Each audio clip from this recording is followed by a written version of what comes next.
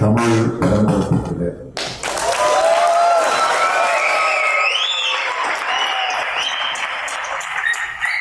அனைவருக்கும் என்னுடைய மாலை வணக்கம். முதலில் நானும் என்னுடைய துணைவியாரும் இந்த நிகழ்ச்சிக்கு வருகை தந்தபோது பறையை செய்வதும் திருக்குறட்பாளர்களும் வரவேற்பு வருகிறவர்களுக்கு என்னுடைய நன்றியையும் வாழ்த்துக்களையும் நான் தெரிவித்துக் கொள்ள விரும்புகிறேன்.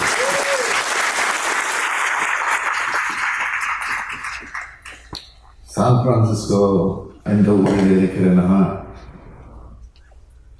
அல்லது சென்னையில் இருக்கிறேனா என்ற சந்தேகப்படக்கூடிய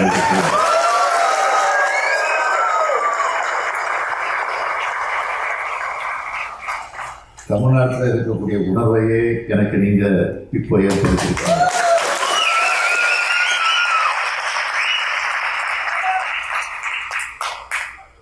இப்படிப்பட்ட அன்பான வரவேற்பு சந்திப்பு நிகழ்வை ஏற்பாடு செஞ்சிருக்கக்கூடிய இந்திய துணை தூதர் திரு ஸ்ரீதரண்டி அவர்களுக்கு நன்றியை வணக்கத்தை நான் தெரிவித்துக் கொள்ள விரும்புகிறேன். எப்பவும் சிரிச்ச முகத்தோட அன்பான வார்த்தைகளை பேசுறதா இந்திய துணை தூதர் ஸ்ரீதரண்டி அவர்கள் இருப்பது மிகுந்த மகிழ்ச்சி இருக்கிறது. உலகின் 3வது பெரிய நாட்டுக்கு நான் வந்திருக்கிறேன். 1971ஆம் ஆண்டு அன்றைய முதலமைச்சர் முத்தமிழறிஞர் தலைவர் கலைஞர் அவர்கள் வருகிறார்.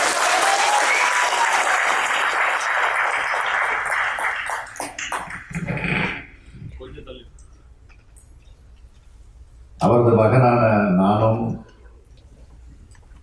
தமிழ்நாட்டின் முதலமைச்சர் என்ற தகுதியோட இப்போ வந்து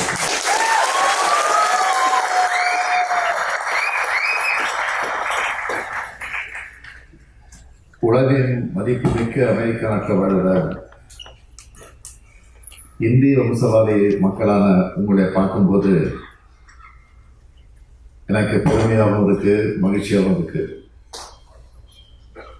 இத்தனை இந்திய முகங்களை இங்க பார்க்கும்போது இந்தியாவில் ஏதோ ஒரு மாநிலத்தில் இருக்கிற மாதிரி தான் எனக்கு உணர்வு ஏற்பட்டிருக்கு. அமெரிக்காவில் இருக்குன்னு எனக்கு தோணலை. உலகத்தில் எந்த நாடாக இருந்தாலும் அது இந்தியர் இல்லாத நாடா இருக்காது.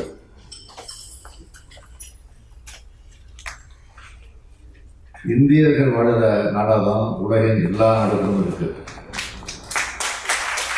அதுலேயும் குறிப்பாக அமெரிக்கா என்பது இந்தியர்கள் இருக்கிற நாடா எப்பவுமே இருந்திருக்கு.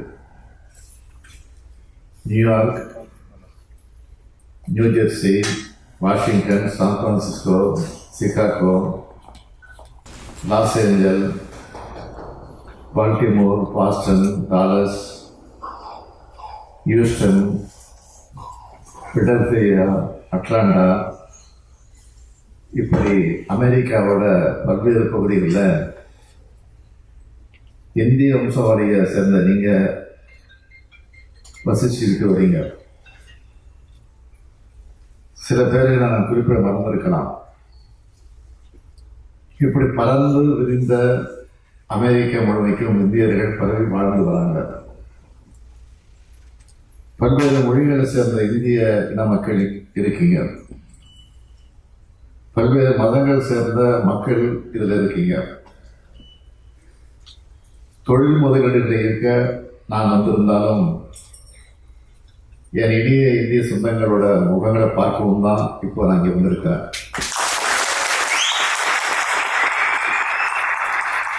நம்ம இந்தியாவும் நீங்க இருக்கக்கூடிய அமெரிக்காவும் உலகின் மிக மிக முக்கியமான நாடுகள். இரண்டுமே ஜனநாயக நாடுகள். உலகம் மிகப்பெரிய பொருளாதாரமா அமெரிக்கா இருக்குன்னா 5வது மிகப்பெரிய பொருளாதாரமா இந்தியா இருக்கு. அமெரிக்காவுக்கு இந்தியாவுக்குமான நட்பு பல்லாண்டு காலமாக தொடர்ந்து வருது. இந்தியாவின் வர்த்தகம், பொருளாதாரம், கணினி ஆகிய துறைகளில் நல்லுறவு தொடருது. கெல்லப் என்ற நிறுவனம் நடத்திய பொதுக்கணிப்பின்படி அந்த கருத்தில் கூட குறிப்பிட்டிருக்கிறார்கள். அமெரிக்கர்களுக்கு பிடிச்ச நாடுகள் பட்டியலில் 7வது இடத்தை இந்தியா பெற்றிருக்கு. அதேபோல் அமெரிக்காவுக்கு அதிகமான அளவு குடிபெயர்ந்தவர்கள் எண்ணிக்கையில இந்திய மக்கள் 2வது இடத்துல இருக்காங்க.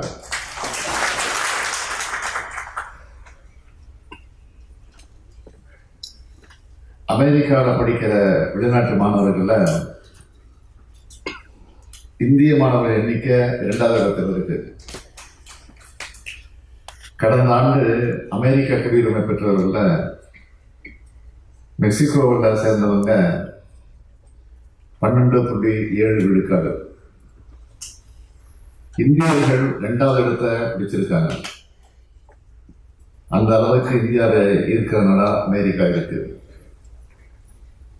அமெரிக்காவில் வாழ்கிற மக்கள்ல இந்தியர்களோட எண்ணிக்கை மிக மிக குறைவுனாலும் உயர்கல்வியிலும் வர்த்தகத்திலும் சிறப்பான உயர் பதவிகளிலும் இந்திய வம்சாவளியின் மிக அதிக இடங்களை பெற்றிருக்காங்க.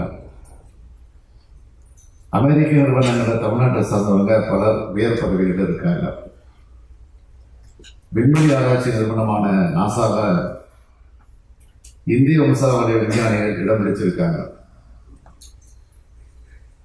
2000 ஆண்டுக்கு பிறகு இருதரப்பு வர்த்தகமும் 3 மடங்காக உயர்ந்துருச்சு. இவையெல்லாம் 2 நாடுகளுக்குமான நட்பின் அடையாளங்கள்.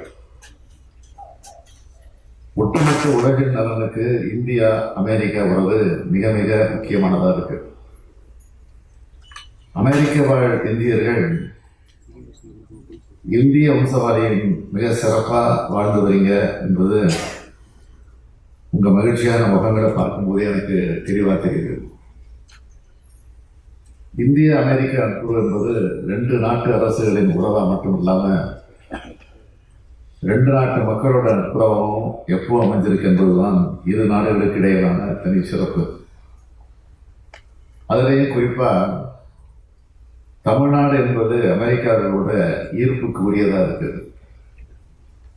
புகழ்பெற்ற அமெரிக்க நிறுவனங்கள் இந்தியாவில் குறிப்பா தமிழ்நாட்டில் தொழில் நிறுவனங்களை நடத்திட்டு வராங்க. இந்தியாவிலேயே 2வது பெரிய பொருளாதாரமா தமிழ்நாடு இருக்கிறது தான் இதுக்கு காரணம். 300க்கும் மேற்பட்ட அமெரிக்க நிறுவனங்கள் தமிழ்நாட்டில் தங்களோட திட்டங்களை நிறுவியிருக்காங்க. கடந்த 3 ஆண்டுகளா அதிகமா அமெரிக்க நிறுவனங்கள் தமிழ்நாட்டுக்கு வர தொடங்கியிருக்காங்க.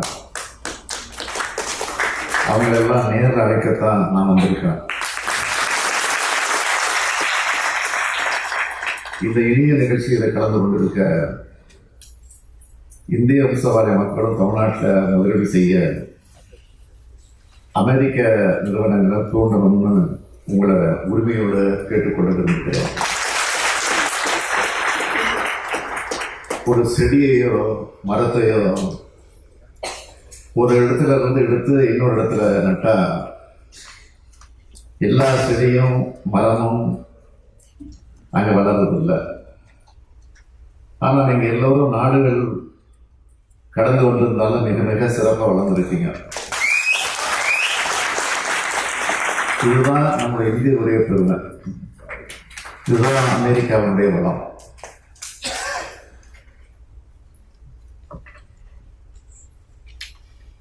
சிலர் விரும்பி வந்திருக்கலாம்,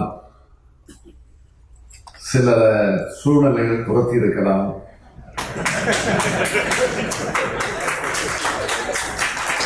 உங்களில் சிலர் வசதியான சூழ்நிலையிலிருந்து வந்திருக்கலாம், சில வசதி குறைவால கூட இங்க வந்திருக்கலாம்.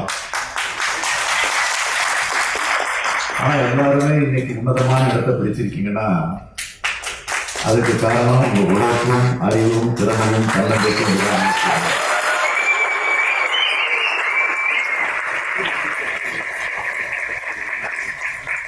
மிக சிறந்த கல்வி,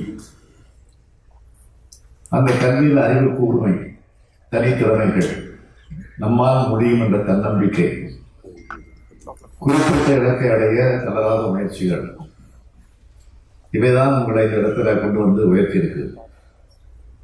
பணம், புகழ், அதிகாரம், வசதி, வாய்ப்புகள் ஆகியவற்றை விட இந்த 5 தான் உங்களை வளர்த்திருக்கு. இந்த உயர்ந்த குணங்களை மற்றவங்களுக்கு உணர்த்தி